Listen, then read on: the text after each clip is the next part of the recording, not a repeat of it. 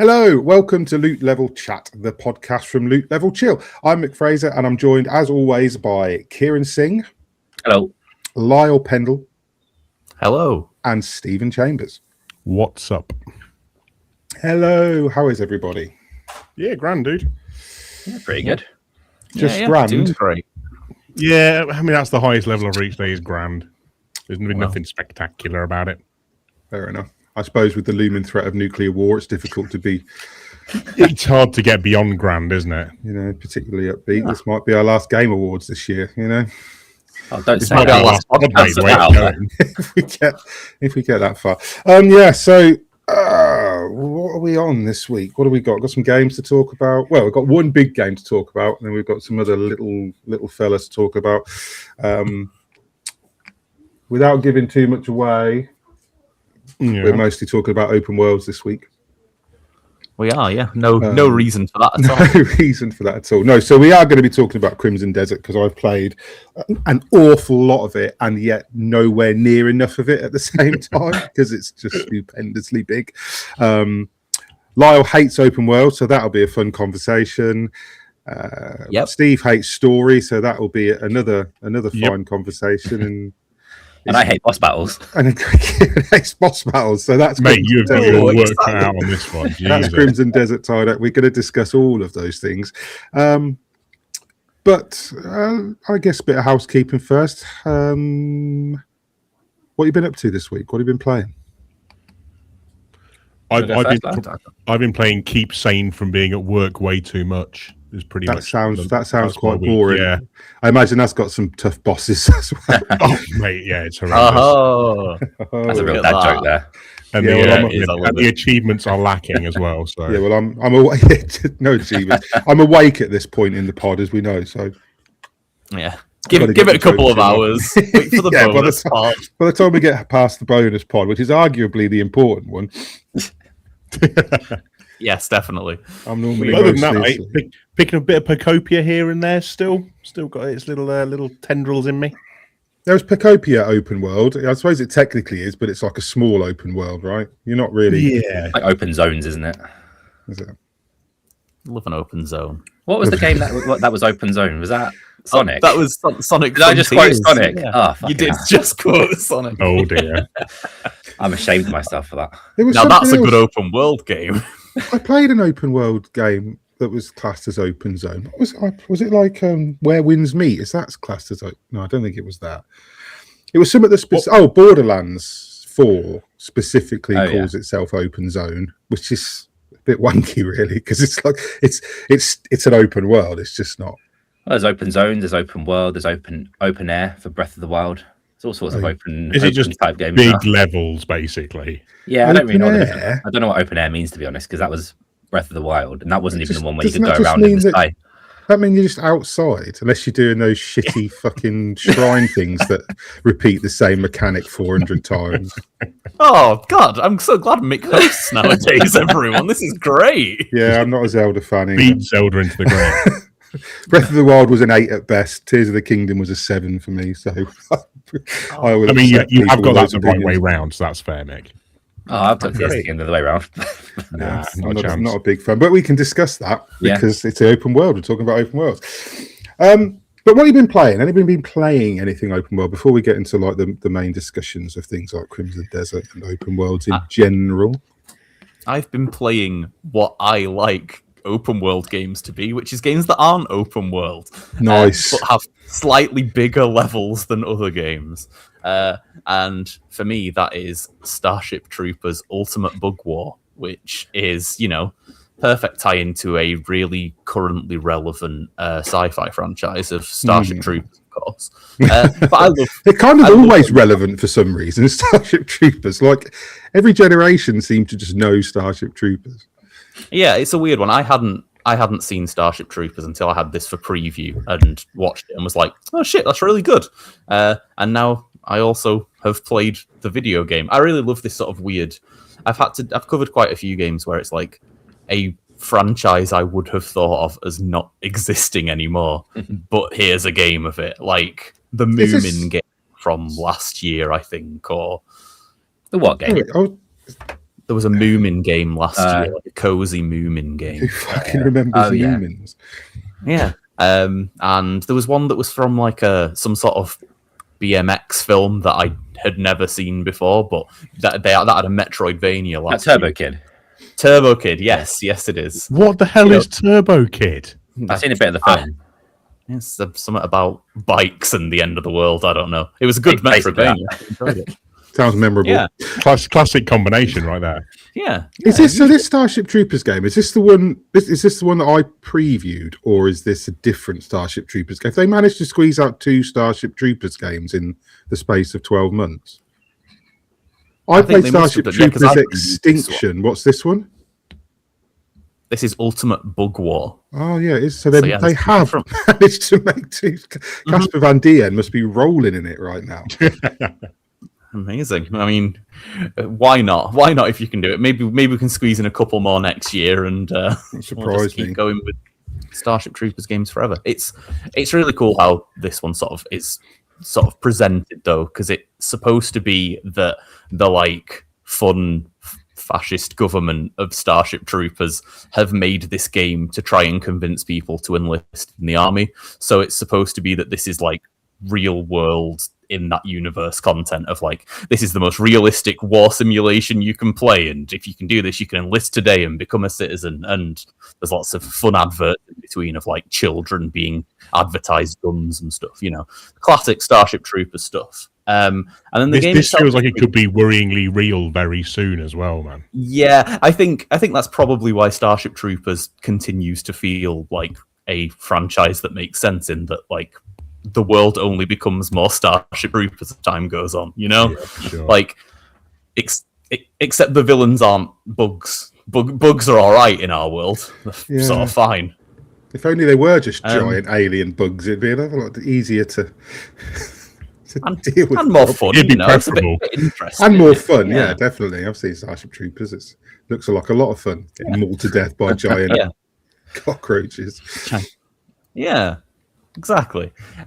So this, like, I would call this a boomer shooter. It's definitely a very retro-looking FPS. But whereas with most boomer shooters, I think like they are emulating, Doom or something like that. This is these are big stages where when you'll get dropped down into, inevitably some planet that is having trouble with bugs, and be it Earth or you're just on an alien planet. But every single mission, when you're dropped down, you'll just have 3 objectives that are on wildly different bits of the map, and it's just up to you to choose where you want to go, when you want to go there, what order you do things in, find like mechs to ride to get there if you want to. And it's just like it's just a hell of a lot of fun. It's so arcadey and silly, but kind of still a decent challenge. Like, you'll die enough, but at the same time it doesn't really matter that much that you do.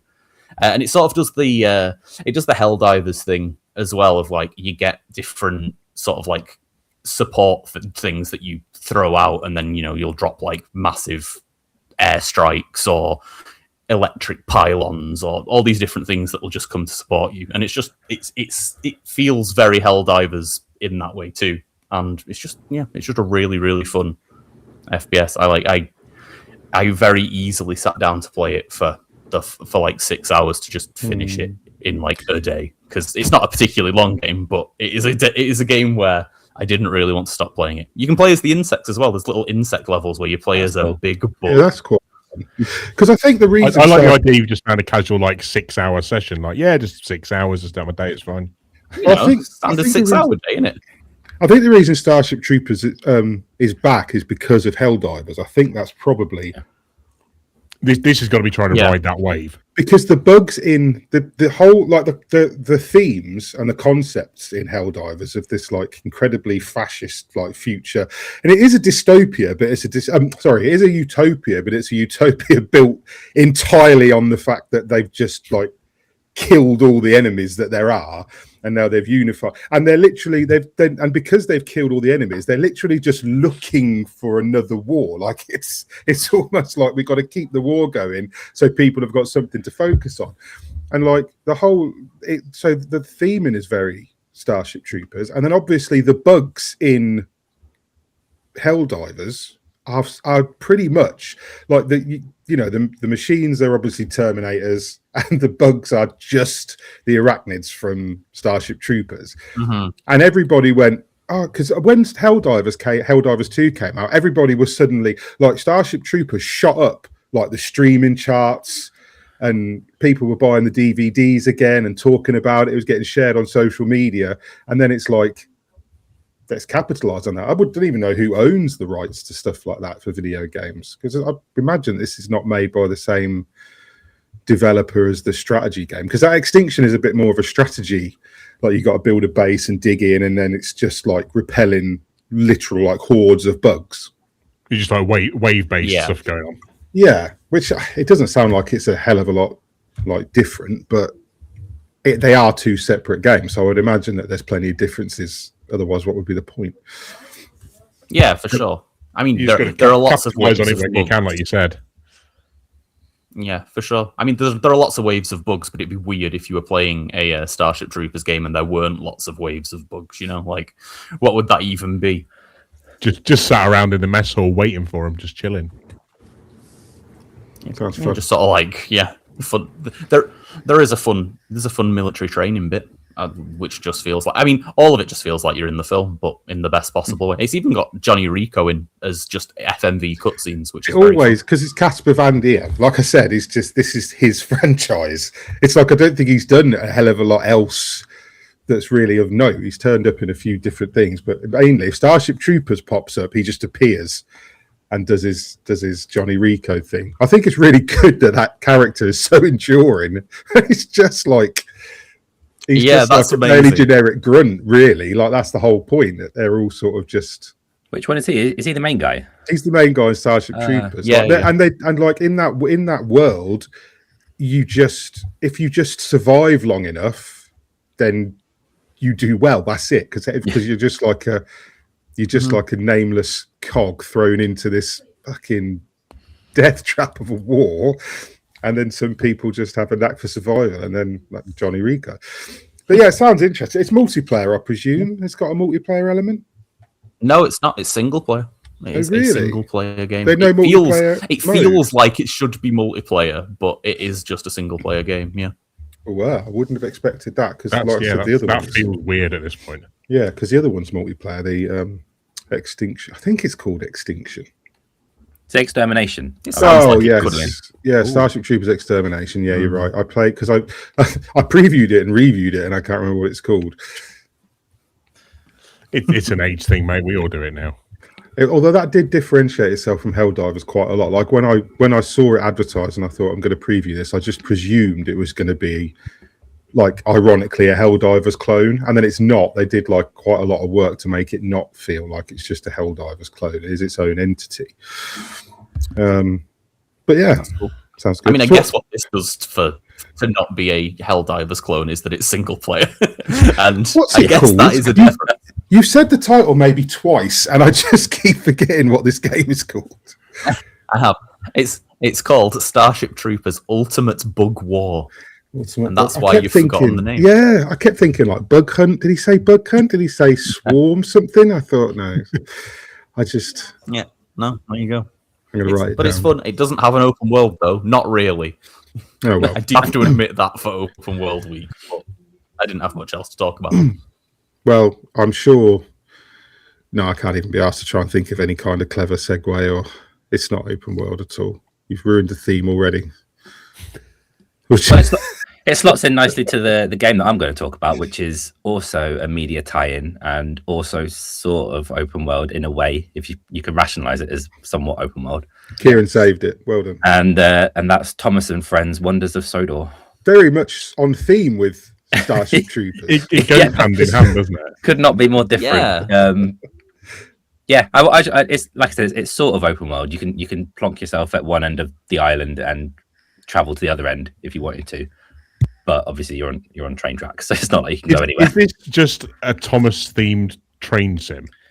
Sort of. So they have done Thomas the Tank DLC for one of the train sim games. I can't remember which one it is.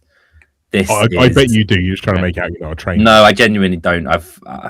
I prefer the more realistic side of things than I do the Thomas stuff. Although I was quite charmed by this. Thomas was like, that was like my favorite thing when I was growing up. I had like a Thomas Tank bedroom, and I've got like two of my core memories from being a child are when we moved to the house that I spent most of my childhood in. Like maybe a year after we moved in, my parents did my room up with Thomas the Tank stuff, and it was like a bright green room with like the Thomas border running around it, and I remember just loving it. And the other core memory I've got from childhood is like my dad, who used to work in London, every week he would bring me back like one of the like the little Thomas the Tank like die-cast toy things. I used to have like the whole collection. I just love them. I was thinking about them the other day when I was writing the review, that because I've got a son now who's 2 and he gets a lot of toys, and those Thomas the Tank toys that I used to get as a kid, they were made out of metal. That some of them were really heavy. You could like do some damage with those if you like threw one at someone. They were probably lead as well. You probably yeah. Like they are nothing like the stuff. Yeah, you'd have just been sat there like chewing on them, getting your teeth on lead-based metal, and you're fine. More or less. Well, we've only ever seen you from the neck down, so. Knowing you're younger, Kieran, that seems really weird that you had so much Thomas stuff going on, because that feels like an old thing to me. I mean, I used to really like Tommy Tanks when I was a teenager. Oh God! What? Get your mind out the gutter. Yeah. I don't know. I always go back to like the Ringo Starr. Like, was it late 70s, early 80s? Yeah. It was I looked it up when I was doing the review. It was the 80s. But I used to have like my mum used to record stuff from when it was repeated on telly, and then I used to have those videos. Whereas this is like voiced by someone else who did the voiceovers, who I don't recognize. Oh, he doesn't do 80 Ringo then? No, it's not Ringo, unfortunately. I always appreciate that it's set in Sodor, which just reminds me of Mordor. It always sounds really should be high fantasy as opposed to like this lovely like idyllic countryside. Yeah. Oh, well, talking trains in the Isle of Sodor. Oh, yeah. An island? Is it the Isle of Sodor? Yeah. It is, I'm pretty isn't sure it is, yeah. So it's please tell me the fat controller's in there as well. He's not called the fat controller. No, you're not allowed to call him the fat controller anymore. He's the Toppingham Hat. Is that what he's called? I think it's either Sir Toppingham Hat or Sir Hat. Couldn't they have just called him the controller? Is he still fat, I mean, that would have been generally, wouldn't it? I think so. Or do they slim him down and make him buff like they do with some like? If he is slimmed down, it's only marginally. Fat controller. Well, there goes a childhood memory. I'm pretty sure it's Sir Toppingham Hat. Sir Toppingham, and they've just gone heavy on the hat element as opposed to the way. He's just a train conductor. Why is he a sir? Why is he like he dresses smart? Well, he's like the owner. He's the owner, but for some reason he's also involved with all the day-to-day running of operations, and he's there on the platform telling you what to do. I just think it's great that once upon a time we could have a character called the Fat Controller, and no one batted an eyelid. Like no one even thought that was even slightly offensive. There he is. He's just fat and he controls the trains. And that was it. That was his entire character. That was his entire reason for being. There was no reason to make him fat, to be honest. No, I think it was because fat was like equated with jolly at one point. Where before people got like train Santa. Yeah, well, people in the whatever the 70s, 60s. When did this Thomas Tank Engine start? I want to say it was the 70s. Yeah, people weren't so concerned with like cholesterol and body image and stuff back then. It was fat was just jolly. He was just portly. He was friendly. So he was the Fat Controller. Well, now he's got a hat and he's Sir Toppingham Hat. Now he's rich. So what does that tell you? I'd rather be fucking fat than a rich toff. Sir Toppingham Hat. And I bet he's probably still fat anyways. You played a game about this then, yeah? I played Thomas and Friends. Sir Toppingham Fat. That's what I'd call him if I knew him. It is, like I said, it's basically Train Sim World, but it's really weird because I don't really know who it's for. It's it's split into like little episodes and stories, and each one of those is voiced by Mark. I think it's Mark Monaghan or something. The guy's name is. He's someone famous, and he did the voices on the TV show. So each episode's like fully voiced, and there's like a load of. Sometimes some of the cutscenes are really long, talking like a good few minutes of basically trains talking to each other, and not much else happening. So they're obviously aimed at kids, but then when you get into the gameplay, it's not really been simplified enough for a kid to be able to play. And it feels a little bit confused. I don't really know what I love it as like a nostalgia piece, and I played it on the telly so that my son could watch it, and he likes, he's 2 and he's into trains and Thomas the Tank and all that sort of stuff. But I don't see who would be playing it as like an adult for fun, and I don't really see a kid being able to play it comfortably either. Because all the systems are the same as the main game. It's just they've simplified them ever so slightly. So you're still there, just in Thomas's face, working the controls. If anything, it's because they simplified it. There's not really anything to do once you started moving. You just. So do you play look at the scenery? Do you play as Thomas? You play as a driver. It's the same as the other train sim worlds, where you start as you build a character at the start. Okay. From there's like a few presets, and then that's just the vehicle for you. And are all the other characters in it? Yeah. There's about 8 or 9 different trains in it, and obviously the Sir Toppingham hat. Almost said the Fat Controller.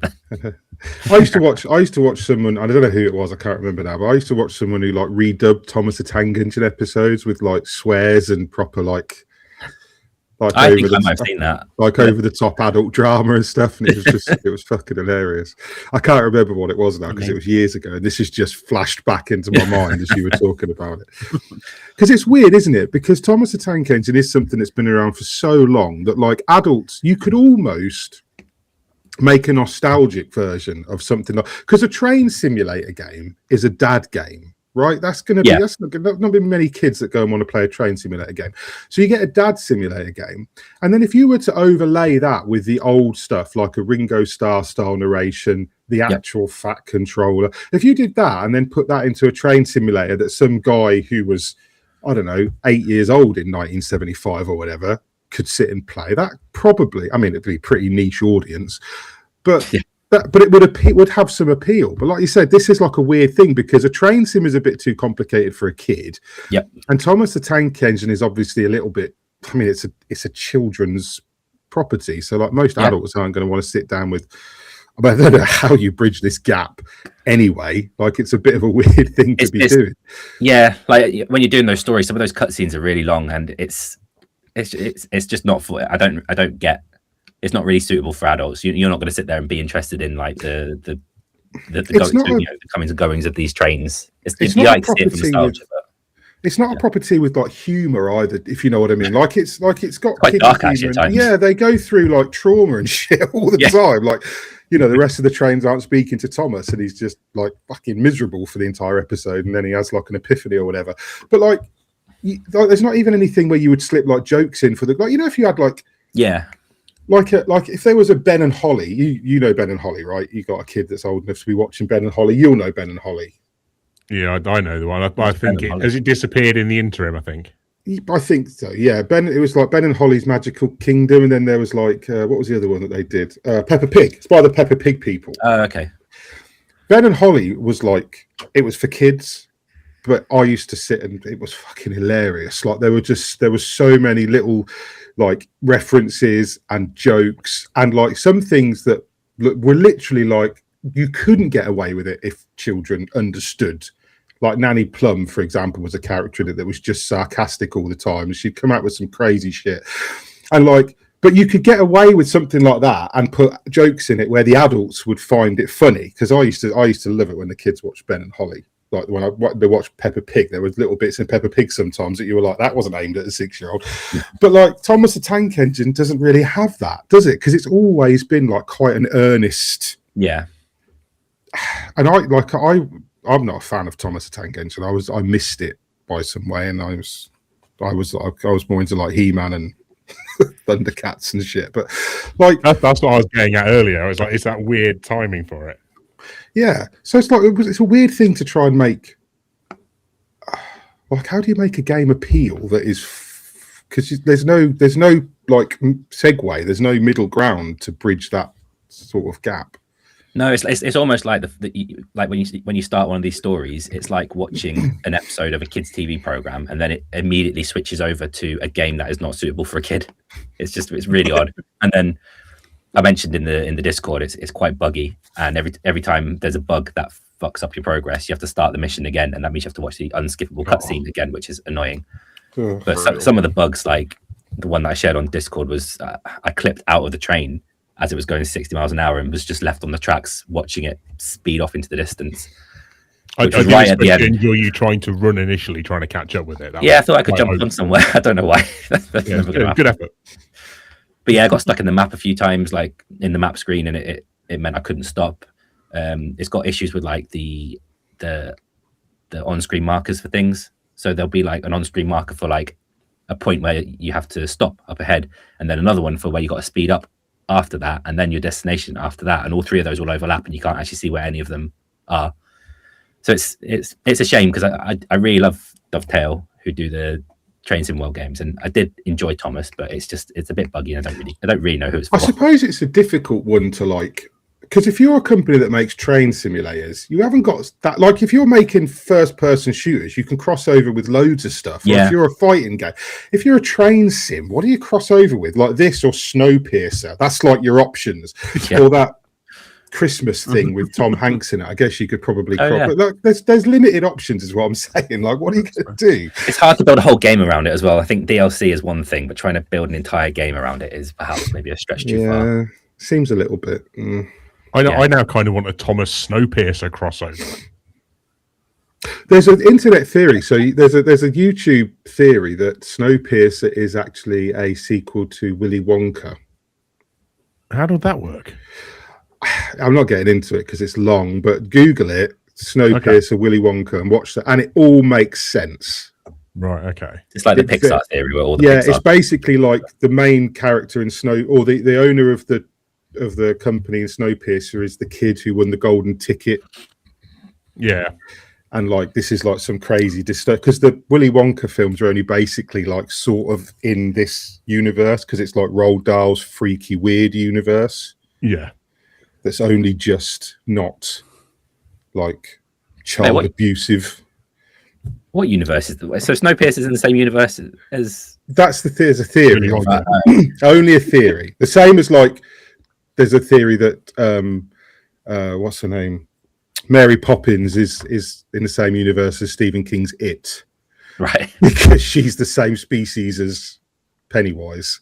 What only she. The internet have you been in, Mick? Because again, I love all this shit. It's again, it all makes sense because Pennywise feeds on fear, and that's how. Whereas Mary Poppins is the same kind of vampire, but the emotion she feeds on is like joy.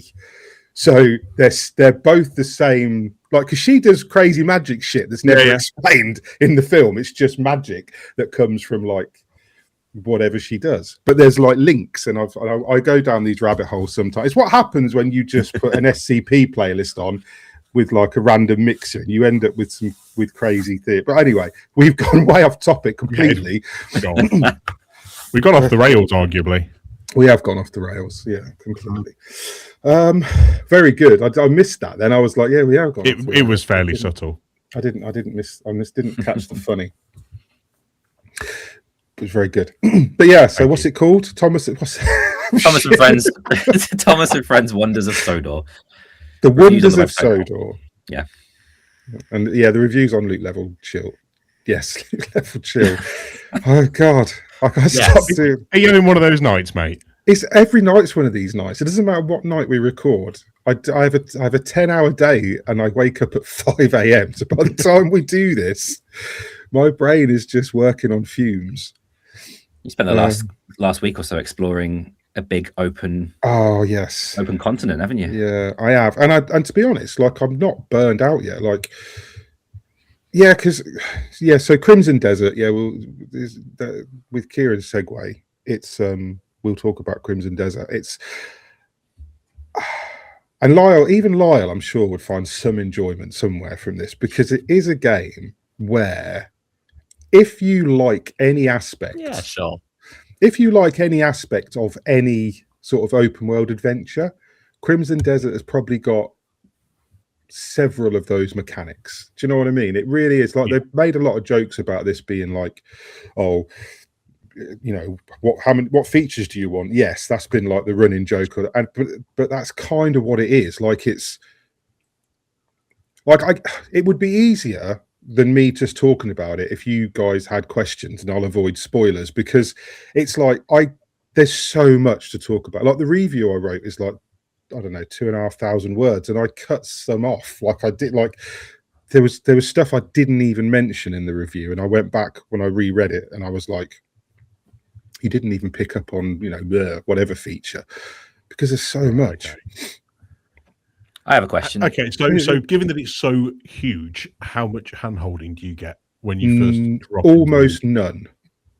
Really? Yeah, and this is like, so this is one of the things I really liked about it. So like, full disclosure, pretty much like a lot of people that reviewed this game had access to like a Discord where Pearl Abyss had like devs, because they were taking feedback, and so there was a lot of chatter behind it, and a lot of the chatter was really because the puzzles were so hard, and like the game tells you, like, what it will do is you'll get a new thing, a new power, and the game will tell you how to do it once, and then, you know, like in some games you can go back into like the menu and there'll be like a tutorial thing, and you'll go back and you'll be able to, and you'll be able to review. It doesn't really do that. It'll have like a tips thing, but it'll just be like a single line, like it's a condensed version of the already short, like instructions that you got with some of them. So like,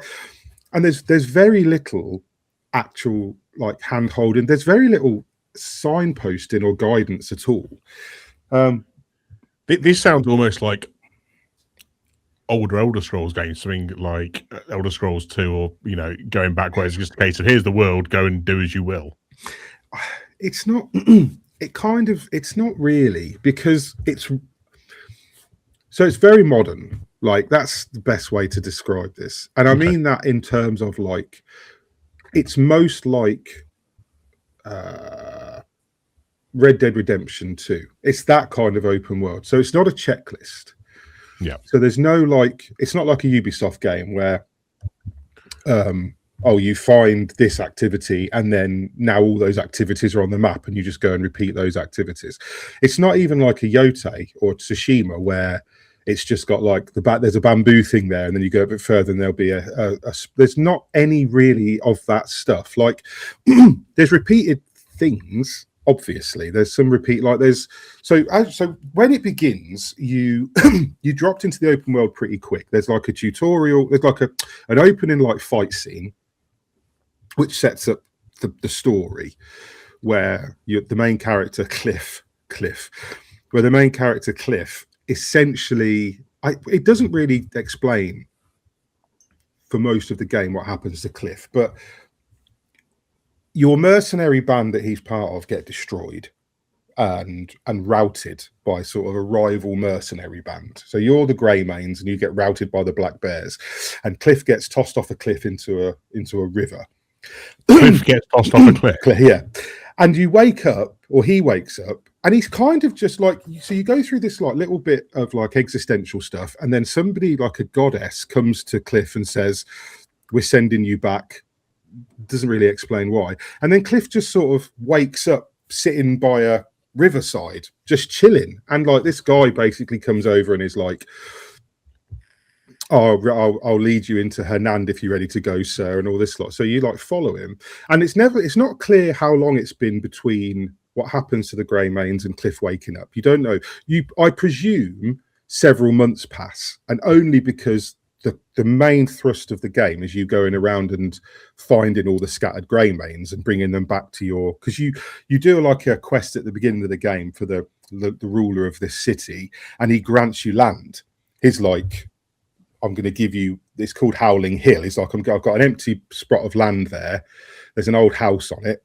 You can have that, and you can rebuild your order. So that's what the I'd say that feels like the critical path, but it doesn't progress the story.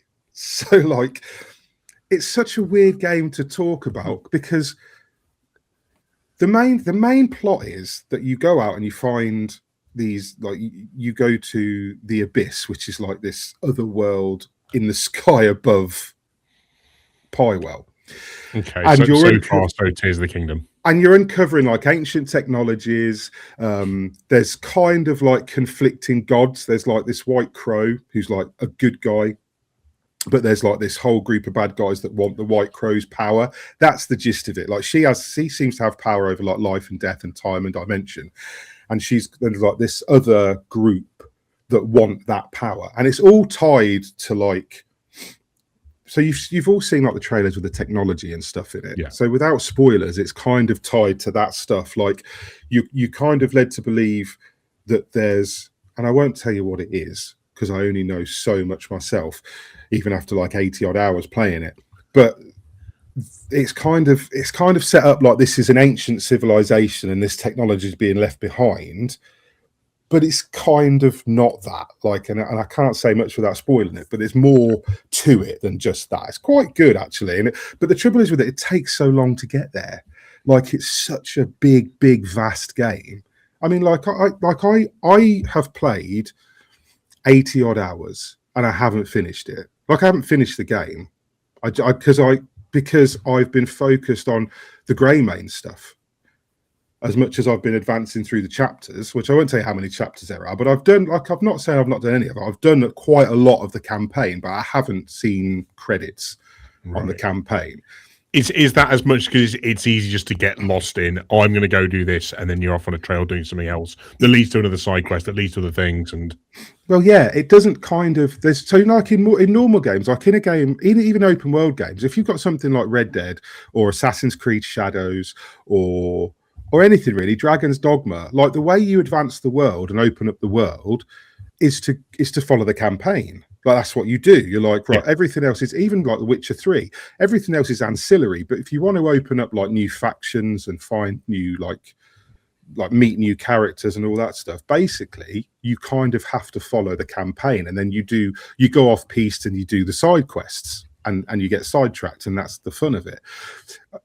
Crimson Desert isn't like that. So there's at no point is it like, right, now you must go here and do this. There is a campaign, and the main campaign with like the story bosses that we'll talk about, the main campaign does advance the story through chapters. But you can do all the other stuff, all the Greymane stuff and all that other stuff. You can do that like whenever. Like you don't have to play, like, because I know of somebody who was in the Discord who, like, and I don't know whether he was a reviewer or a creator, so I'm not knocking anybody or throwing shade or anything like that. But this person couldn't beat like the second boss. So he was just like, fuck this. And he spent 80 odd, maybe 90 hours just playing the game without doing the campaign. And he still was, bringing the Greymanes to camp, because once you get the Greymanes and you start bringing them to the camp, you open up like a whole camp management thing where you're like, eventually I've just got like a farm and a ranch.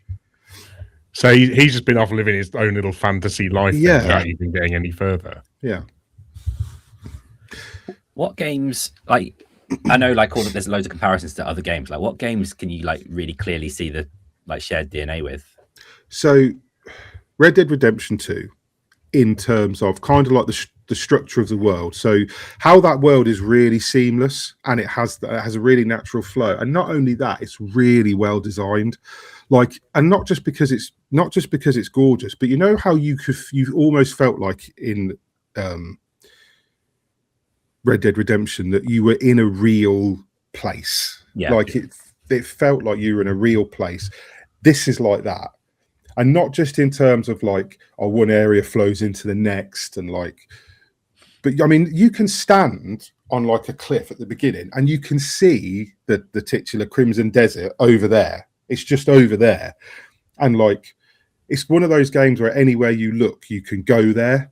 There are limits. Like you can't, if you get in a rowboat and row out far enough, the game stops you in quite a comical way from going too far.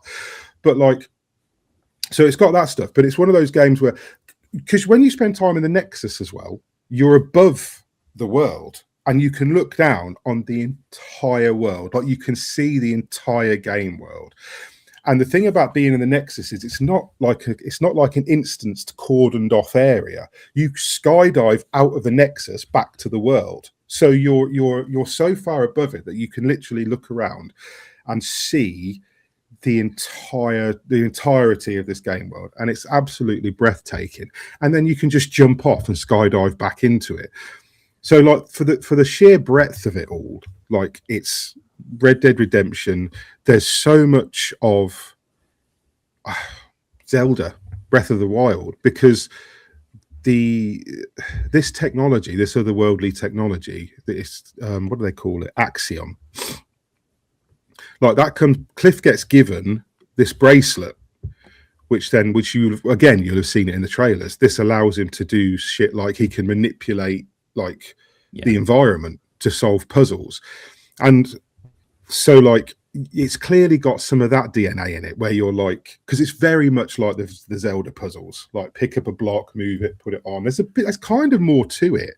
Like it does kind of make the Zelda stuff feel a little bit simple, because you've got like a force palm, and there's some skill in it where you do like a Doctor Strange, like you like swirly wind power, and that will make like things spin and raise up. And there's like later on you get it turns into like a grapple, so like you can cling onto something and swing with it. And it's like again, it's got every game is kind of shoved into this game somewhere. There's so much stuff in it. And then like the obvious one is probably like Dragon's Dogma and The Witcher 3, because of just how it looks. It's that kind of world. Yeah. It reminds me a little bit of the visually. It looks a little bit like Assassin's Creed Valhalla at times, I think, as well. Yeah, well, again, those worlds are gorgeous, and like that's one of the things that I really like about the newer Assassin's Creed games is those massive worlds. But this is, and I said this before, like this is a little bit more interesting than those worlds. And I kind of feel like this is a bit more interesting than Red Dead Redemption. I'm not saying the game is better, but because this world is fantasy, because you don't like Red Dead Redemption, you might stumble upon, you know, someone being robbed on the side of the road, or you might stumble on a mystery, or you've got stuff with the guy in the black hat. I can't remember if that's Red Dead Redemption 1. Yeah, but like it is. Yeah, it's got some of that like supernatural source, but it's very subtle and it's not like a big focus. Whereas obviously this game is fantasy, so you can run into monsters, you can run into like weird like puzzles, and there's magic in it. Like Cliff has magic. You've got a glider, which is like another thing, which is like Legend of Zelda, where you can jump off stuff. And it's got a stamina bar, just like Legend of Zelda. Everything you do is stamina based when you swim or climb, because you can climb anything as long as you've got the stamina to do it. I was wondering that. It sounds like a hell of a lot to take in one hit. So I never found it that way. Like, and I can see where people would. But I think the onboarding is quite good. I think it does quite a good job of onboarding a new player, because it does give you, like, the first thing it shows you is combat, because that's the first thing you do. It throws you into a fight. The next thing you do is it makes you solve a puzzle, so you get the feel of what the puzzles are going to be like. And then the third thing it does is drops you into the open world and tells you to go to this city. So the first thing like you do in the world is you go to Hernand, which is like the first hub city. There's several, but the first hub city, and I say city, it's quite small, but it's got a sense of scale, because it's like a little settlement area. It's full of people and stray dogs, and there's kids playing in the street, and like you knock people over and they call you a cunt and all this sort of stuff, and it's quite funny, and like there's loads. There's loads of mini games. You know, you can go in the tavern and arm wrestle, or you go upstairs later and you can play this like poker game at house called Duo, which I found really fun. There's kids down a side alley that you can go and play rock paper scissors with, and it just kind of it's a game that just keeps opening up. Like that's the best way to describe it, and it does feel a little bit like I haven't felt overwhelmed. I haven't felt at any point where I've looked out and gone, Jesus, because it doesn't pepper the map with objectives. You have to go off track if you want to find the fast travel stuff, because it's not blatantly there. Nothing's on the map until you find it. The only thing it marks on the map is quests, and that's only when you've like done the legwork and found where the quest area is. Yeah, that reward of exploration. That's exactly what it is. If you like something like Skyrim, and again like Red Dead Redemption, that's it. Because I never got that sense of exploration from Breath of the Wild. Like I did. Like I'm not knocking what Breath of the Wild is or Tears of the Kingdom are, but I like that game. I never was like because I just used to get on a high point and do the looking thing and then mark shrines, and then you go and do the shrines. And for me, that was kind of all Breath of the Wild was. That was what the open world of that game was. And as much as I like the mechanics of it, I got bored of it.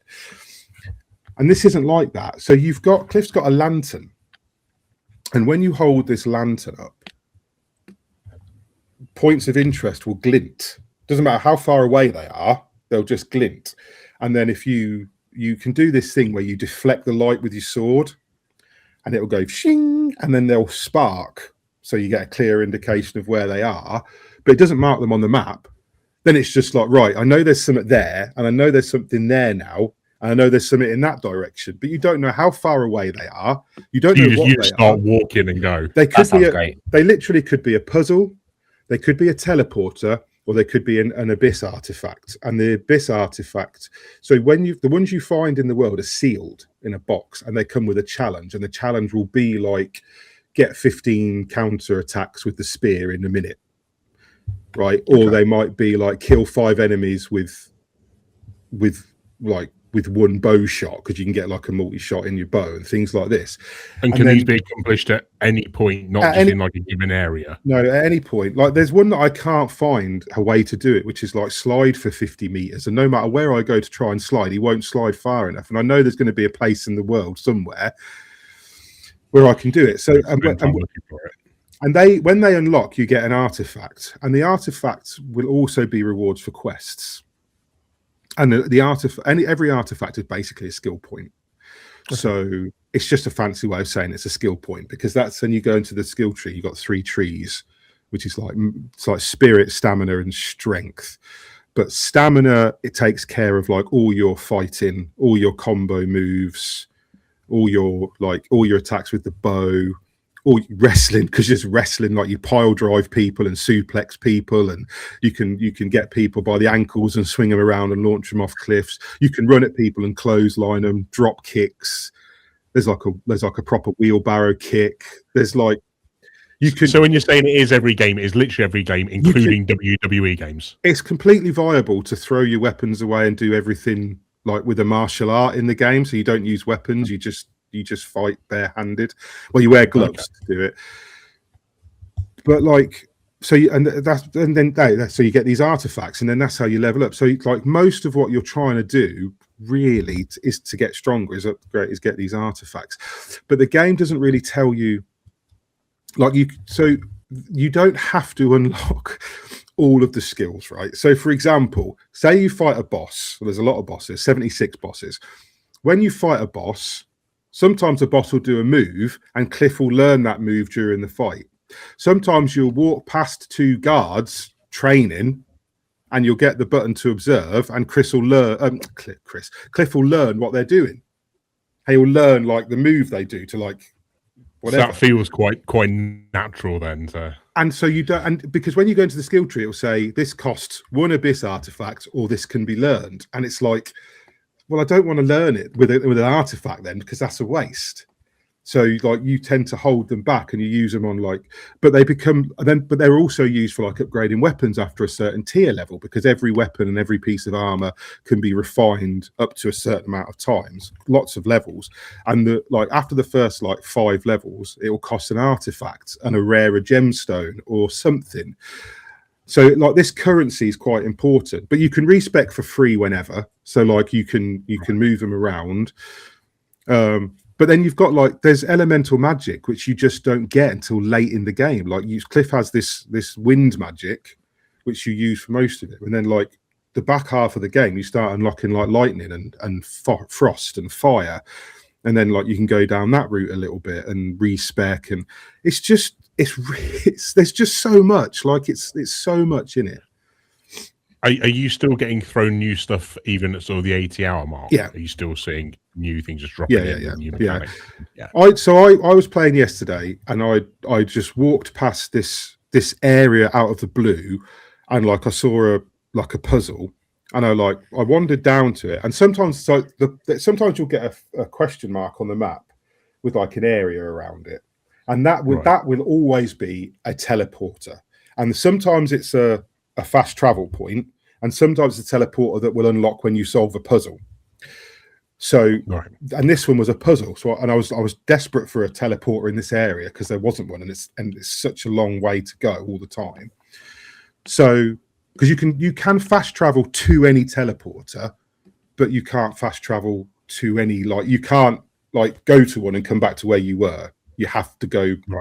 If you're running out of stuff, if you need supplies or your inventory's full or whatever, and you want to teleport back to town and you're miles away from anywhere, you need to find a way back. So you go and look for a teleporter. And some of they're really quite few and far between. But this one was a puzzle. So I went down, and this ghostly figure appears and is doing this wind power. And you can hold the button down, and Cliff learns to do it. And then so I unlocked this power that can not only move certain switches, but you can do this power at people while they're shooting arrows at you, and it will catch the arrows and projectiles and then launch them back. And it's just cool. I would have missed it, and the game might have shown me if I needed it. But there's a teleporter, without spoilers, because I've done a guide for this anyway. There's a teleporter beside the camp, right? And it's hidden under bracken, so you have to burn the bracken. There's a teleporter, but it doesn't work. And I'm not going to lie, I found this because of the Discord, because everybody was scratching their heads and trying to work out how do you get this teleporter working. And there's 15 steps to getting this particular teleporter working, and one of the primary steps for it you'll just miss. So you've got to get to this place called Scholarstone near the beginning of the game, about chapter 3 or 4. You've got to get to Scholarstone, this place where all these learned folk are. And because it's open world, you can get there multiple different ways. You can just climb the mountains if you really want and get in that way. But if you don't go through the prescribed route, you'll miss a skill that you need to get this teleporter unlocked in chapter 4.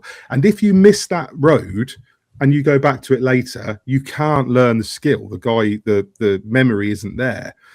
So you won't get that skill that you need for this teleporter piece until chapter 9. So that's just gone for the rest of the game. It's just gone. It's almost a secret way of getting it. But if you get to Scholarstone a different way, you won't get it. And then the game will give you it later, chapter 9 or 10, when you need it. The game will say, well, you need it now, so here it is. And then you can go and do the thing that you could have done 40 hours ago and get a teleporter next to the camp. Because if you haven't got that teleporter next to the camp and you go back to the camp so often, you have to teleport to one that's fucking 5 or 10 minutes ride away and ride to the camp. And it does stuff like this. And it punishes you for things you don't know you've done wrong. You wouldn't know that. You would just missed it and carried on the rest of the game. You would constantly be kicking yourself for missing stuff. Why isn't this waiting for every quest? You'd be waiting for somebody to go, here's the bit that's missing from that teleport near your house, and they wouldn't do it.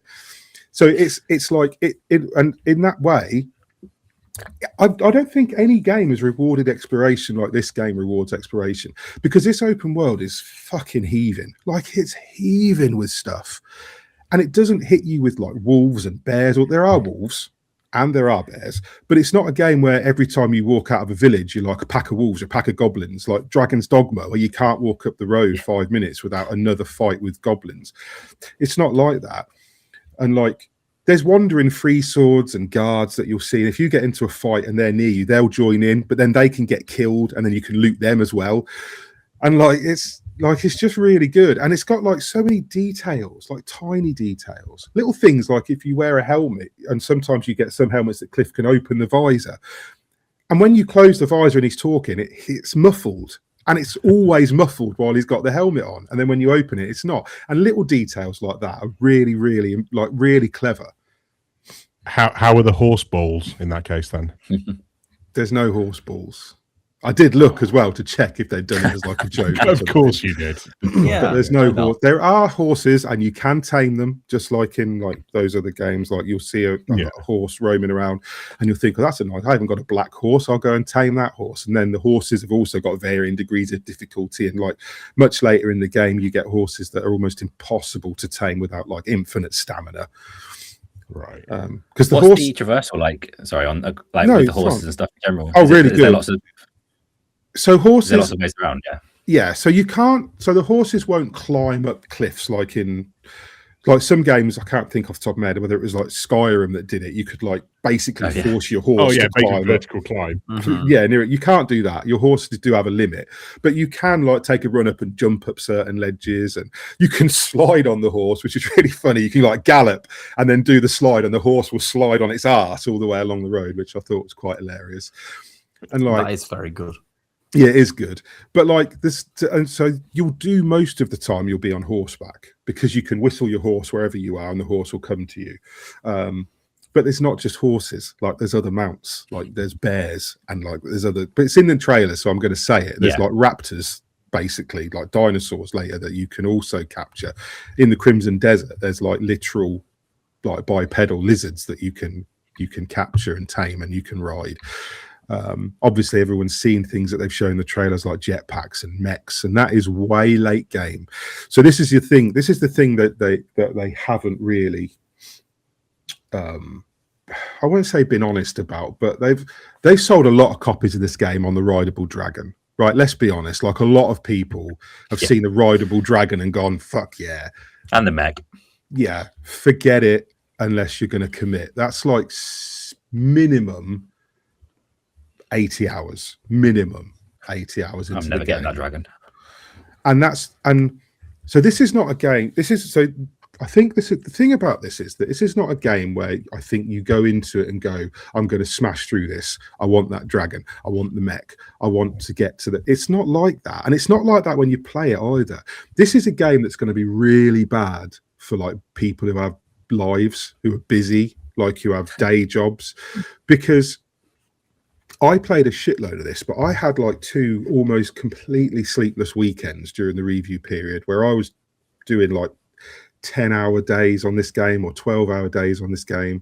Like I'd put it on at like 2 in the afternoon and I'd be turning it off at 2 a.m.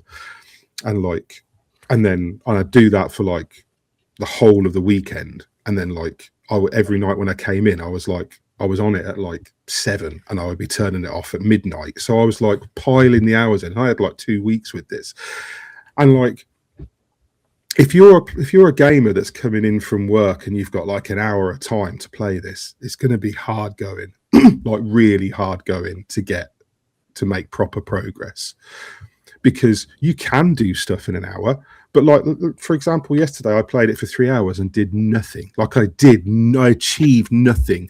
I just rode around. I uncovered some stuff. I mean, I did some puzzles, and I realized that all the stuff I'd done in the previous session had unlocked a load of these special, like this currency that you get from the city, where you can go, like badges, where you can go and spend them. They're like honors that you get given for doing quests for the city. Right. And then you can go to a special guy in the castle who'll sell you like special armor and stuff.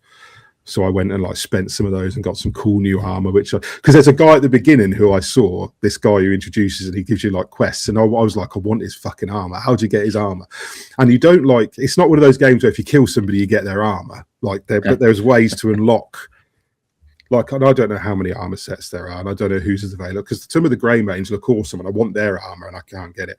But this guy was like, I want his armor, and it turns out they sell it in this little shop for these honors. And I was like, I fucking got it. So I got his armor in the end last night, and I was really chuffed. But like, yeah, it's.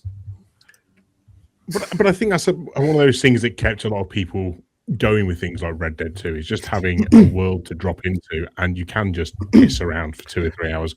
You might not be achieving like anything, like you say, particularly meaningful, but it's just having that experience and just living in that world. If you play this in 2-hour chunks, you're going to do stuff. Like, you're going to do quests. The actual chapters, storyline of the chapters. Because what I'll tend to do is I'll go and do loads of stuff for like 10, 12 hours of gameplay. Then I'll go, right, I'm going to crack the chapter. And then I'll do the chapter in like 3 hours. Do you know what I mean? There's like the chapters themselves, the actual story quests aren't that big. It's all the stuff you do outside of it. And what the game does to stop you from just racing through the story is the bosses. And I think that's why they made the bosses the way they have and the puzzles the way they have. Because if the puzzles are easy and the bosses are easy, you would nail this campaign in like probably maybe 20, 25 hours. Right. I think that's what it is. What the bosses do is they create walls that, unless you are a high skill player, now I've seen a lot of stuff, because today we're still in the like pre-release window between embargo and release when at the time of recording. So I've seen a lot of stuff on social media where the public have dived straight on all of us, you know, reviewers and content creators who have complained about the bosses and gone, well, fucking get good. And it's like, you haven't played it yet, mate. Like, do you know what I mean? And there are going to be high skill players who piss this, but it's not players who are like, oh, I completed Dark Souls, so I like, no, because I've played every Souls-like and I've finished most of them. It's not about that. Like, there's Souls-like bosses that I spent hours and hours on.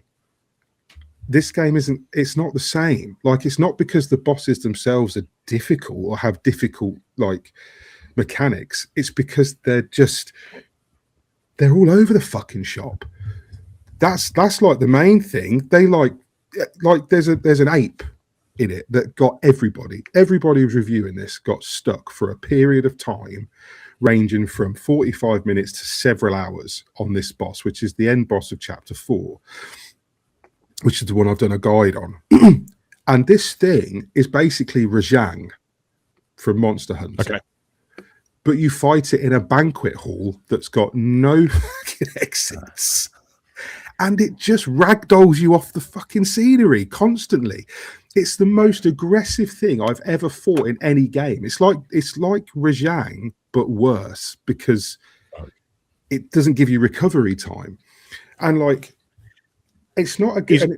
I was going to say, is it like you have to learn the knack of it, essentially, rather than like rote pattern memorization? Is it more know the trick? Yeah, there's an element of pattern recognition to it, obviously. Like you can stick to the graphics attacks. The trouble is it has several attacks that it doesn't matter whether you see them coming. It's fucking luck if you get out of the way, because the hitboxes are insane and it will clear the length of the arena in 2 seconds flat. Doesn't matter what distance you've got. I ended up like hiding behind the walls of the banquet hall while it was doing these attacks and like just trying to cower and hope the area damage didn't get me. And then like what you do is you only heal by eating food. Right. So every fight is like an all-you-can-eat buffet. Every fight you just scarf constant food because it heals you instantly, and then there's like a 1 second cooldown before you can do it again. So basically, what I did to get past this boss was I went and I spent several hours mining ore and working on some challenges to unlock some more artifacts, and I respect to put more of my skill points into health, so I had a longer health bar and stamina, and got rid of all the skills that I wasn't using on the boss, because I wasn't using wrestling moves on it, for fuck's sake, or anything like that. You can't. So I just put it. Maybe that's where you went wrong, Mick. So I put it all into strength and stamina, and then I went and upgraded my weapons and my armor, and then I went and spent several hours literally just hunting deer. Just hunting deer non-stop by outside Cliff's house. There's a little group of deer that come and you wipe them out, and then by the time you've lapped the place for about 30 seconds, they're back again, because everything respawns in this game really quick. So like I just hunted like, I don't know, deer to extinction, and then went and cooked like 40 odd pieces of meat and went into this fight. Like, and I had like 9 of these, because you get these revive pills that like bring you back with 30% health when you die. Went and found as many of those as I could find, because I'd saved them up, and I had like 9 of those, and I just tanked it. I just tanked the entire fight by just healing constantly. There's like, and because you can heal even when it's like banging you off the floor. So I was just scarfing food the whole time. And then they've patched it now. They patched it in the day one patch. This is in the patch notes that have been released now. So they patched it because previously, if you took a revive pill, this fucking monkey would just jump on you while you were trying to get up. And by the time you stood up from taking the revive pill, it would have killed you again. So like you had to hope that it was doing something else while you were reviving yourself.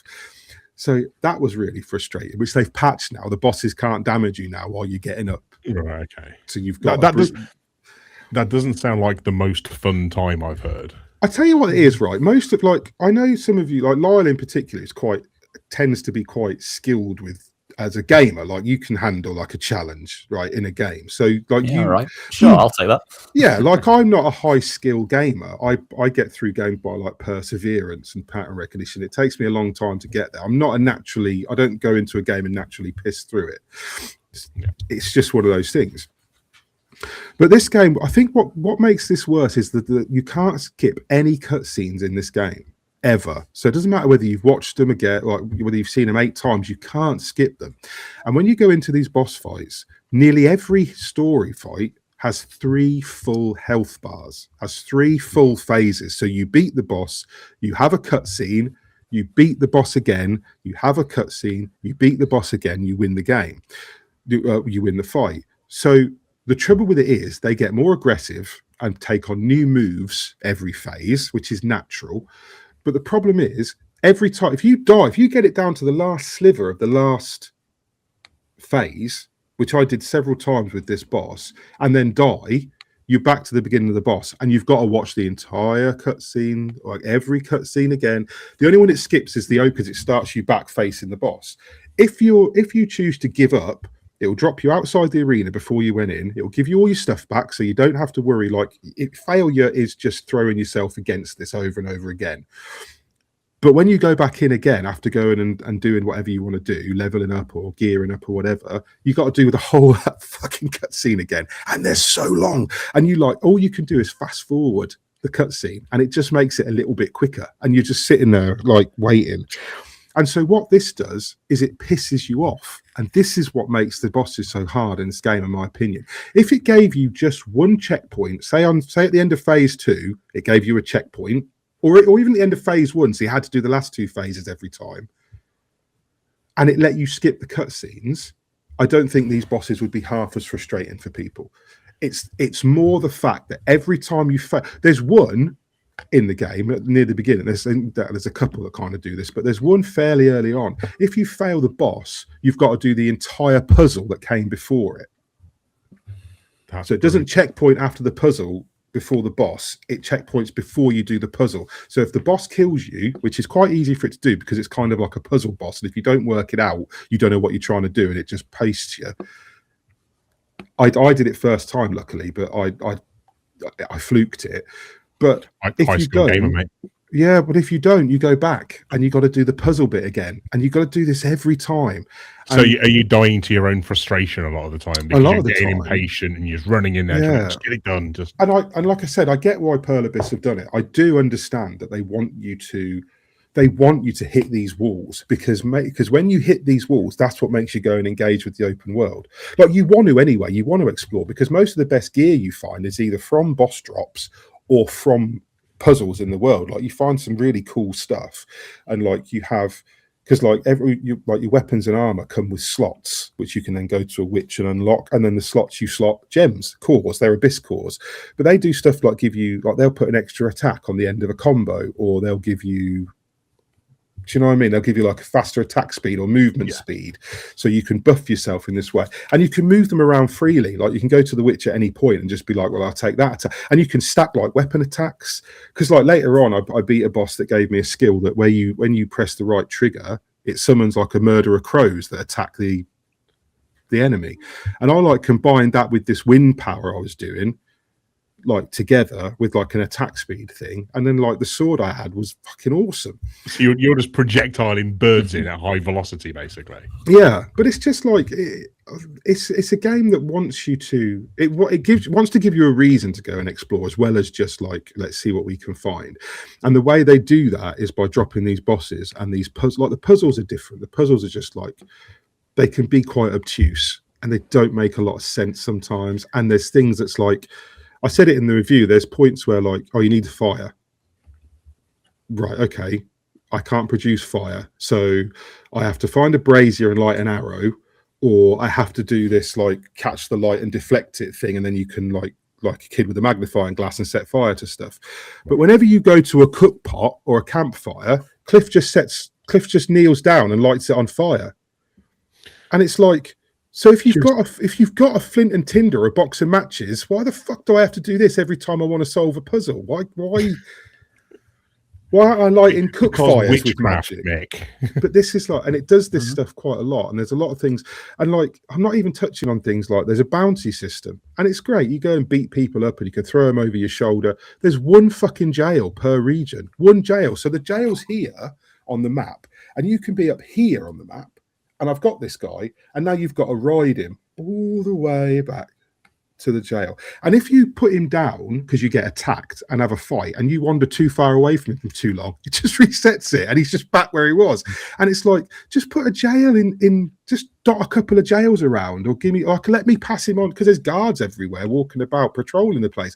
Let me just pass him on to them and get paid or whatever. Like it's got stuff like that. There's no stash for your inventory, and like, pre-release they added inventory slots and they made it easier to manage, and they dropped in a stash in the camp that you can get stuff out of, but you can't store stuff in it. And they have said there'll be a patch later on where they add some kind of stash system, because you've got to carry everything with you all the time. That feels weird. Like I'm carrying around like 10 suits of armor, 15 cloaks, like 6 pairs of boots, because you've got all these different like skills and stats on them. Sometimes I just want Cliff to look cool, so I want to wear something else.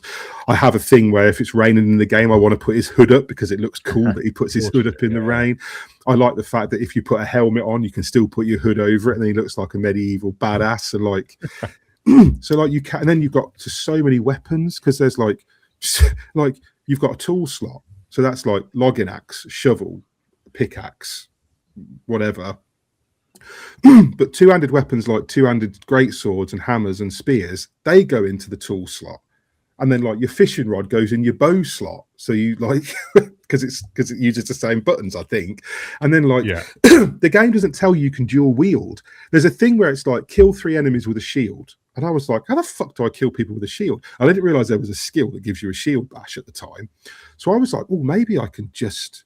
Maybe there's shield combat, like I can put my sword away and just use my shield.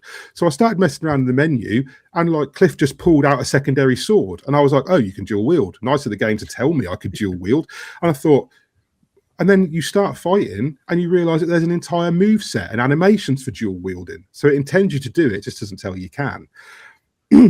It sounds like there's a lot of room for self-expression then, more than I would have guessed that. Yeah, it wants you to just be, and it. Like I said, it's very free, and like, again, even I've been talking about it for like half an hour now, and I've got nowhere near like most of it. Do you know what I mean? It's like I've seen things you people wouldn't believe. You know, it's that sort of thing, and you just gotta. And like I said, I haven't got all the way through the story, but I've been on it for 80 plus hours, and I've rode all the way to like the edge of the Crimson Desert just because. Just you can, and and I've rode around this, like I've tried to see what happens if you leave the map, because someone told me something cool happened, so I went and found a boat so that I could row out and see it for myself. And like I've seen like caves appear on the map, and I've gone and explored, and I've gone down rabbit holes that have led me on like hour-long mini quests. I've bumped into people on roads who are just like. They just ask for your help, so you help them, and that leads to a mini quest. There's other things where like you do something and you free somebody incidentally. You just there's bandit camps. Bandits will encroach on the world. You can take them out. You take them out and clear a camp. 7 hours later, you're wandering up a path, and somebody stops you and says, "You saved my husband when you," and they give you stuff, and it's like. This is all like you can tame pets. You can pick up cats and feed them, and you can feed dogs. And if you get their trust full, you can take them in. And then not only are they at your camp wandering around, but they'll come with you and like loot corpses for you while you're fighting. So you're telling me I can carry a cat across the world with me? You can carry a raccoon or a tanuki if you find them. Fuck it, I'm in now. You can literally. There's squirrels. You can pick up like. And like it, like there's so you make dye and potions with like flowers and things. To make dyes, you have to get a certain amount of bugs and a certain amount of flowers. Now I've only found 2 dye recipes in the game so far. I know they unlock later. It's like an end game stuff. The cosmetics, because you can change Cliff's hair and stuff, but it's end game stuff. It's right at the back of the game. So, so it's like bugs. So you go catch a butterfly. You catch the butterfly, and it says like tortoiseshell butterfly. It's quite specific. So I could catch the next butterfly. This is a malachite butterfly. Catch the next butterfly. Oh, this is a like a marquee, whatever butterfly. Catch the next one. This is a tiger.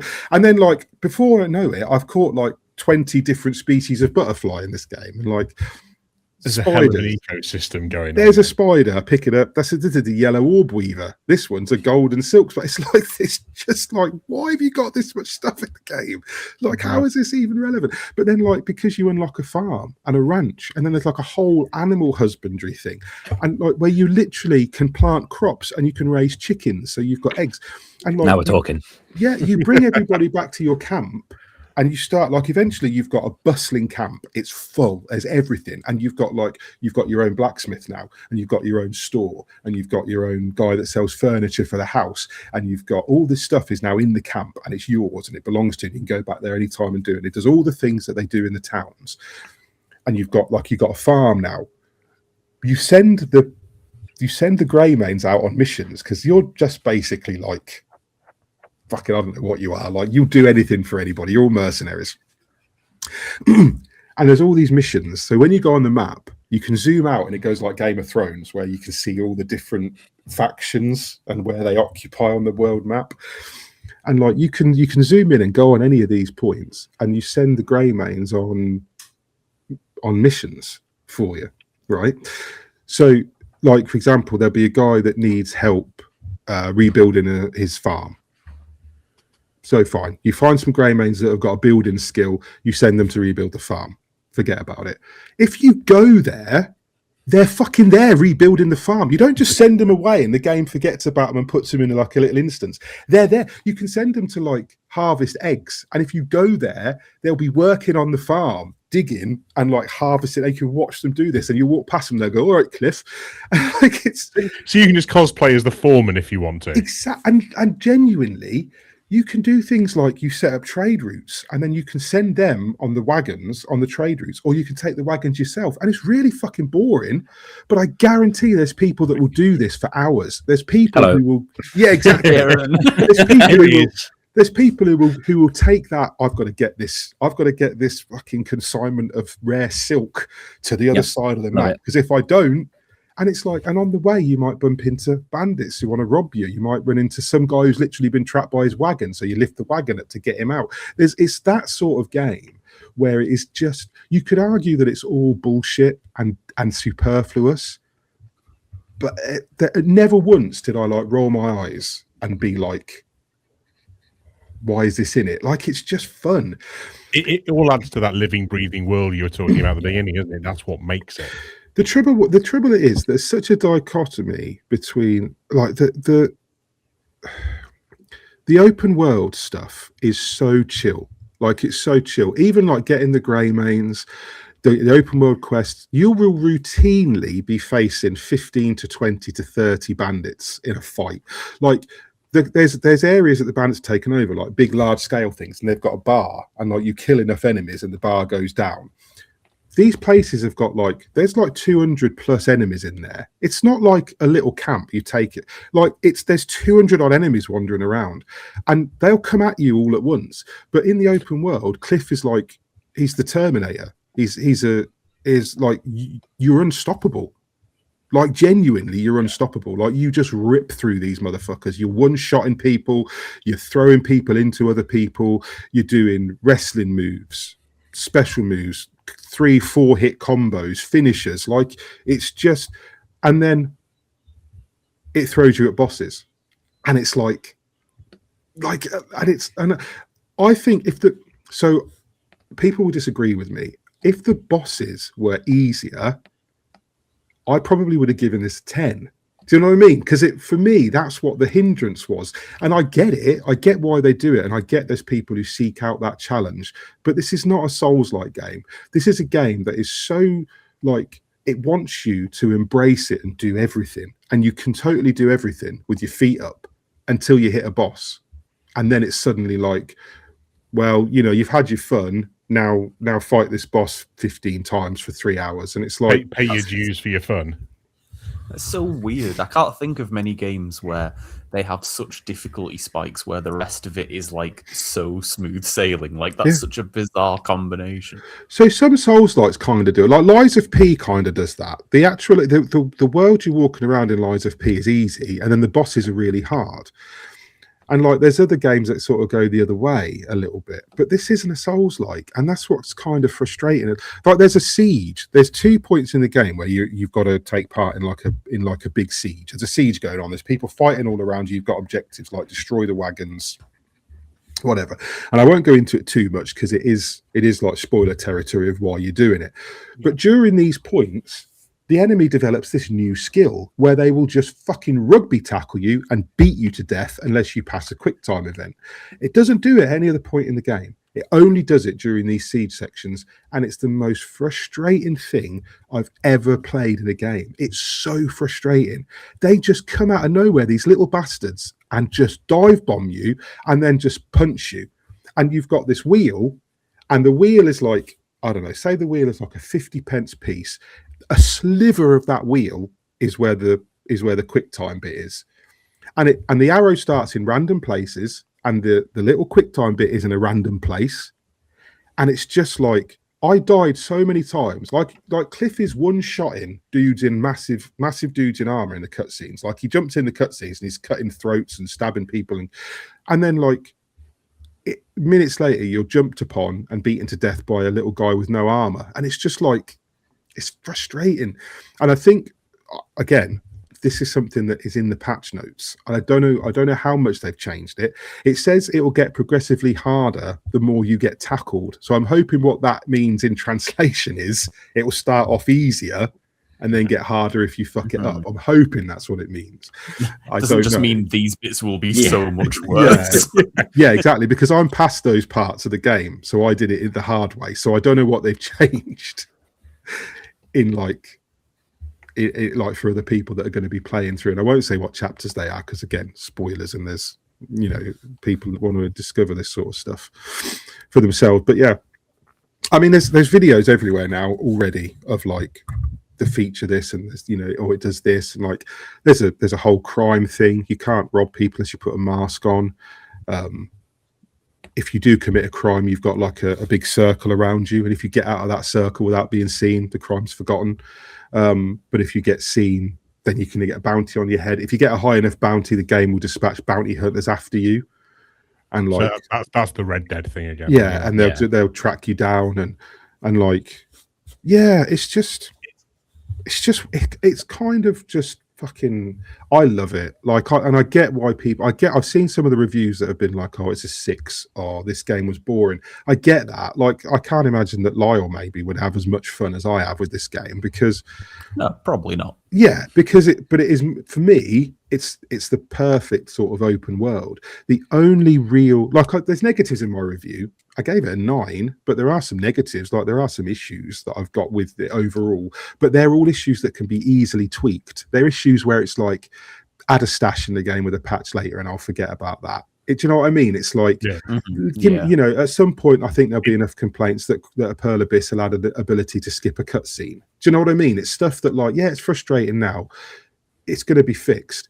And even it's not like you're moaning about fundamental problems with it. No, I mean, even the bosses, like I said, they fix stuff where now you can revive without being like molested by the boss, and you can like, they've adjusted some of the difficulty of certain bosses. I'm not going to say which, but because I don't know what, people haven't seen these bosses pre-patched, so it's pointless to say, oh, this guy was hard, but now he's not as hard because, what does that matter?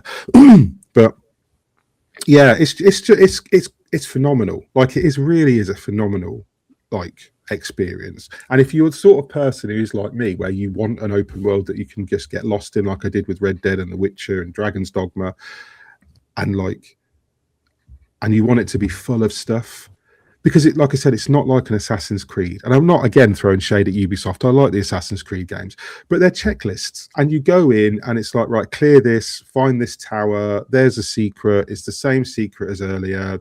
And it's like, this is not like that. There's so many puzzles, and they're so different from the one before.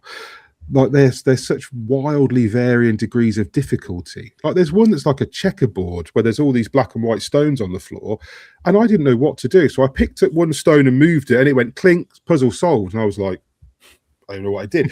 And then like another guy who I was reviewing it alongside, he was like, not reviewing it alongside, but he was in the Discord, he was like banging his head off this puzzle for ages because he hadn't just happened to move the block I moved randomly. And there was some logic. Blind looked your way through it. And there's it's just I could talk all night. Genuinely, I love it, and there's so much, and it sounds like I've mentioned loads, and I mentioned like half of the stuff. It's mental how big this game. It sounds like it needs to be experienced, whether you think you're going to be into it overly or not. Whether you plan to spend a few hundred hours or you just do want to push through that, it sounds like it just needs to be tried. Yeah, I mean, people will bounce off this. People will bounce off this. There's going to be people, even people who are hyped for it, they're not prepared for the level of commitment that there is for this game. Like you have to commit. You're not doing this game in 20 hours. You're not doing it in 40 hours. I'd be surprised if you could finish the campaign in under 50 hours because it does necessitate going and doing other things. And if you're a gamer with any interest in open world, if you don't like open worlds, you're not playing this game. If you do like open worlds, this game is crack. It's just crack. You're going like it's The Witcher 3, basically. It's like, oh, what's that over there? That's shining. Or why is that guy beating that guy up? Let's go over and save him. And then that guy isn't just a random NPC that will give you a reward for untying him like the last one you met. This guy's got a whole quest line behind him. And it's just like that. And it's wonderful. It really is. For me, I don't crave a challenge when I play games. I play games to chill out. That's why I normally like open worlds. And like The Witcher 3 was about the level of challenge I like to go to. And I didn't really find that hard. But there were points where I died. And like some of the boss fights were quite tough. I like that level. And this is that level all the time, except on the bosses. And the bosses are just like, they just nuke you. And I mean, there was a period where I did like 6 bosses in a row first time. They're not all like it. They're not even some of the ones with like 3 health bars. I like sometimes because they're so varied. Some of them are trick bosses. Some of them are puzzles. Like you can't just fight it. You've got to find a way to lower their shield or whatever. Some of them are just humans with like a big shield or some magic that you find a way to overcome. Some of them are like summoning ads. Or they have ways of like debilitating you. Some of them you've got to fucking climb on. Do you know what I mean? It's like there's so many different things in this game that you won't get bored. You'll never fight a boss and be like, well, this is getting a bit cut and pasty.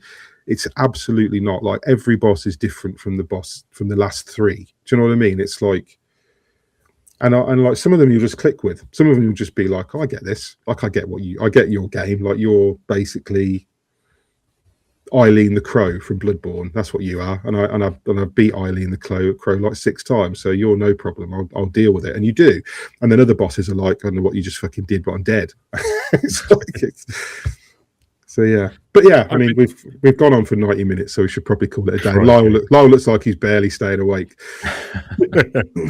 I'll admit, I've been sort of keeping an odd little look at this and wasn't really that fussed, but with how passionately you talked about it, I'm gonna have to give it a go, man. I mean, I can recommend it to a point where I can say, if you're like me, you'll like this. But beyond that, it comes down to a lot of different factors. Like I said, there's so much in this game. You'll find stuff you like, but it's like, is that on balance?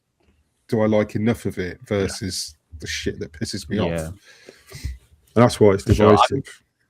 More than anything, I'm interested to see how people I know find this, because I don't think I'll play it, but never say never. But like, it feels like everyone I can think of, I'm like, I don't know if you'll like this based on what Mick said, or I don't know if you'll fucking hate it, but like, it'll be interesting to find out, Like, I don't know what Adam's gonna think, I don't know. That's what it is. Because it's like I said, I've seen so many people who have already got opinions on this game who haven't played it yet, and it's based on, we've seen the trailers, well, if you can't do that boss, you just need to get good. And it's like, it's not a Souls game, mate. Like, you're thinking of this in terms of like a Sekiro or a Wo Long or whatever. It's not like that. The bosses they're not Souls bosses. They're not Yeah. carefully considered. Like move around the arena slow, and you can. Some of them are so fucking aggressive you can't blink, and they like, and some of them have like skills that will just stun lock you, and then they kill you, and it's like, right, now I have to learn to avoid that. But he didn't do that until the end of phase 2, so like I didn't see what he did, so I've got to get there and be aware that he's going to do that, and then he does it again, and it's like, and so you end up having to replay these boss fights with all these long cutscenes multiple times, and it's not like. It's not like it's not that sort of game. Their character. What's the word? Character action game. Their boss is like a character action game boss that just happened to have 3. It's like a Ninja Gaiden boss or a Bayonetta boss. They're more like that, where they're really fast, and you've got the tools to deal with them, or you've got a way to tank them. But learning their moves is quite tricky, because some of them are so, like the ape I talked about, it's so fast. Like I've never played a boss fight that was so aggressive. And yeah, you get the point. After a while, you learn that, oh, well, that tail does that move. If he beats his chest, get behind the wall if you can. You know, he climbs up on the rafters and dive bombs you, and it's like, right, I know there's a distance I can be away where he won't hit me. I can't hit him, but I won't lose any health. You can pepper him with arrows and things like that, and you work these things out.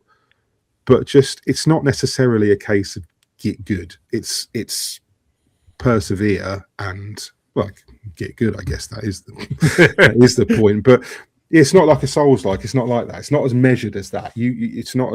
It's not a dance like a Souls-like game is. This is like fuck, it annihilated me. What did it do? I'm going to go in and it's going to do it again. But now I see what it did, but I don't know what I got. Do you know what I mean? So it's like most of these bosses will take you 2 or 3 times, unless you just tank them because you happen to go in with 60 well-cooked steaks or whatever. Now known as the Mick method. Yeah. Well, it wasn't just me, but yeah, that's basically it. But yeah, anyway, waffled on a bit there, and we've still got a bonus to do, and it's late, so. And I'm going to go and get us downloading now as well, so, you know. Yeah. Yeah, I'm going to start it tonight, I think. I was going to wait till tomorrow, but I might play an hour. An hour this evening. Yeah, it's worth doing. Well, how are we 4 in the morning, Kieran? Yeah. You'll know. I think you'll get to a boss where you've got to fight this little goblin dude that's already been shown.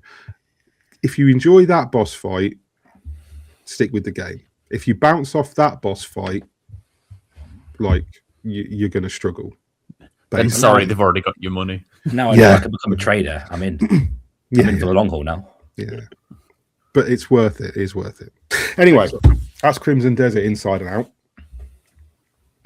So now you don't have to play it because you just talked everyone through it, so it's fine. Well, I told you some stuff. Some. I will put a spoiler warning at the beginning of this pod, and on the YouTube and the Spotify. So don't worry. So I will. And a warning to have a wee before you start it as well. Yeah, this is a long one. But yeah, so yeah, I've waffled on a bit, but yeah, it's good. Anyway, so I think we'll call it a day. Well, we were going to talk about other open worlds, but I literally just hijacked the entire pod with. Well, we sort of did in that chat anyway, because we covered a bit of Red Dead, we covered a bit of Assassin's Creed, we covered a bit of Dragon's Dogma. Yeah, I suppose. Yeah, he talks about loads of games I don't like very much. So it was good, you know? It wasn't just one. Poor Lyle. Let's do it. We'll do a Lyle pod next week. We'll have something that Lyle could talk about. Literally a whole bonus pod about himself. Yeah, I did do that, to be fair. That is true. Right. Okay. Yeah. Thanks very much. We're going to go and record the bonus pod now, which is for the Patreon. So this pod goes out on a Monday. The bonus pod goes out for patrons on a Wednesday. This also goes out a day early for the patrons. If I get the chance over the weekend to do it in time, we get it up a day early for the patrons. Just the audio version. If you like what we do and you want to see the bonus and you want to get in the Discord and chat with us about these things, then support us on Patreon. It helps. It keeps us. We can pay for the site and pay our little fees and what have you. And we're not very big, and we haven't got a very big Patreon, so every little helps. But otherwise, if you've made it this far, we appreciate that. Thanks for watching. Maybe give it a like. You can even subscribe if you want. We do these. We do this at least regularly on YouTube. Yes, we do. Treat yourself with a sub. treat yourself with a sub. Yeah, it's Why free. not? A sub doesn't cost you anything. But yeah, so whatever you choose to do, we appreciate it. In the meantime, I've been Mick Fraser. He's been Kieran Singh. He's been Lyle Pendle, and he's been Steve Chambers. And you guys have been lovely. Bye. Peace out. Yeah. Bye.